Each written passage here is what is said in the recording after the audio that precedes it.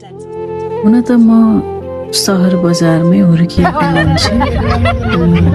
विवाह गरेपछि म यो घरमा भित्रिएर आएकी थिएँ। तर मलाई जब यो सबै रहन सहन, यो ठाउँको यहाँको मानिसहरूको व्यवहारहरू देखेँ, मलाई केही पल पनि लागेन यहाँका कुराहरू सिक्न, यहाँ रमाउनको लागि। होइन, सबै कुरा जन्मजातै सिकेर आइँदैन। आफूले ढाल्ने कोसिस गरेपछि आफ्नो जीवनलाई, जीवनशैलीलाई, चाहे त्यो सहरमा हुर्किएको होस् चाहे त्यो गाउँमा हुर्किएको होस्, सबै काममा